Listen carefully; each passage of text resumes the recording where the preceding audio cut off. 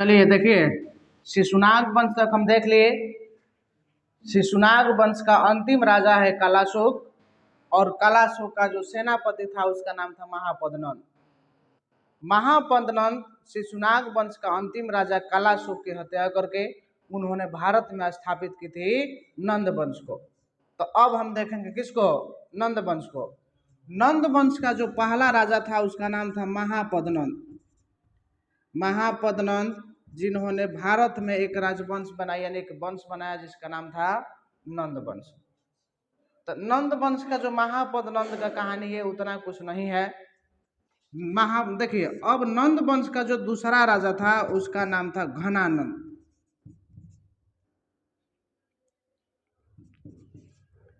घनानंद नंद वंश का दूसरा राजा है। इस घनानंद को सर्वछत्रक कहा जाता है।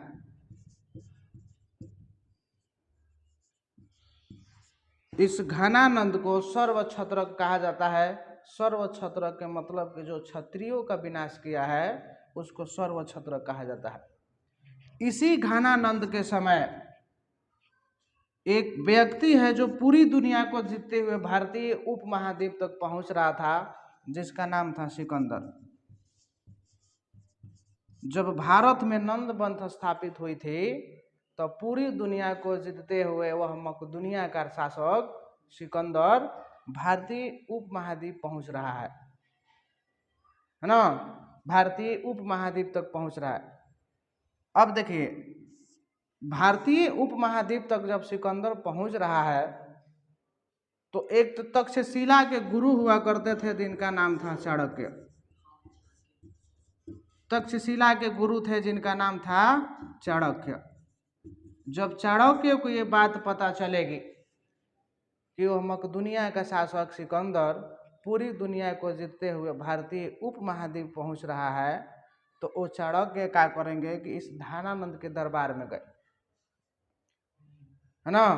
जब धानानंद के दरबार में गए तो धानानंद से इन्होंने गुहार लगाई कि आप मगध के पति हैं, आप मगध के राजा हैं, आप भारत को क्या कर सकते हैं? संरक्षण दे सकते हैं। अगर आप भारत की संरक्षण नहीं दिए तो ये मकदुनिया का राजा सिकंदर पूरी दुनिया का ने पूरे भारत को तहस नहस कर देगा।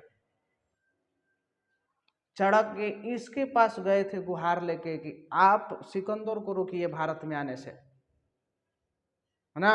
और जब ये समझाएंगे इसको तो ही पता चल रहा है कि धानानंद इनको अपमानित करके इनके शिखा को कटवा कर अपने दरबार से बाहरी फेंकवा दिया था।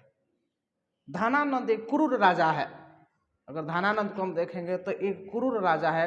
इसके साम्राज्य में जब ये नंद वंश का जब राजा बना तो ऐसा प्रतीत होता है कि अगर इसके समय में अगर आप किसी एक पत्थर को भी उठाकर अपने घर लेके चले जाएं तो अगर इसको मान लीजिए कि धानानंद को पता चलेगा कि वो पत्थर आप उस जगह से यहाँ लेकर आए हैं इसे बिना पूछे हुए, तो ये कठोर सजा देता था। इसके साम्राज्य में पत्थर पर टैक्स लगते थे। ऐसा राजा है, ऐसा राजा है कि एकदम पी के एकदम धूत रहता है, इसको कुछ मतलब नहीं है। अयासीबाज राजा है इस नगन धानानंद। और जब अयासीबाज राजा धानानंद है तो याद रखल जी कि एकरे समय में सिकंदर पूरी दुनिया के जीतते हुए भारतीय उपमहाद्वीप तक पहुंच रहा है ना? इसको सर्वछत्र कहा जाता है, इसलिए इसे सर्वछत्र कहा जाता है क्योंकि यह क्षत्रियों का विनाश किया था। जो व्यक्ति क्षत्रियों को विनाश करता है उसको हम सर्वछत्र कहते हैं। बताइए, धनानंद नंद वंश का दूसरा राजा है। नंद वंश का पहला राजा महापद्मनंद, दूसरा राजा धनानंद। धनानंद के कहल जाला सर्वछत्रक। सर्वछत्रक ए से कहल जाला कैसे कि ई कहता है कि क्या किया था? क्षत्रियों का नाश किया था। जितना सारा भारत में क्षत्रिय लोग थे ना, सब इनके मुड़ी कटवा दे रहे हैं, इसीलिए इसे सर्वछत्रक कहा गया। इसी के समय सिकंदर और मकदुनिया का शासक सिकंदर पूरी दुनिया को जीतते हुए भारतीय उपमहाद्वीप पहुंच रहा है। जब ये बात तक्षशिला के गुरु चाणक्य के पता चलल कि सिकंदर भारत पर हमला कइल चाहता तो है चाणक्य गोइल बड़न केकरा भिरी? धानानंद भिरी। धानानंद से कहले बड़न कि अरे आप मगधपति हैं, पब्लिक आपको ना राजा बनाई है, आपका दायित्व है कि आप भारत को क्या करें, रक्षा करें। जब ये चाणक्य इससे कहेंगे कि आप भारत की रक्षा करें, तो ये चाणक्य को पकड़वा कर उनके शिखा कटवा दिया और उनको अपमानित करके भगा देता है, कहाँ, मगध से बाहर,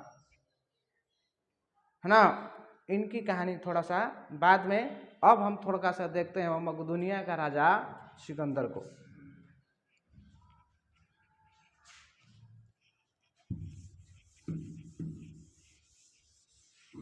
देखिए, इसे कहा जाता है सिकंदर महान। एक ऐसा व्यक्ति जो 25 वर्ष के उम्र में, लगभग 25 वर्ष की उम्र में वह पूरी दुनिया को जीत चुका था। मकदूनिया का वो शासक है ना। फिलिप द्वितीय का पुत्र और अरस्तु का शिष्य और मकदूनिया का शासक। मकदूनिया का शासक है कौन? सिकंदर। याद रखल जी इसको, मकदूनिया का।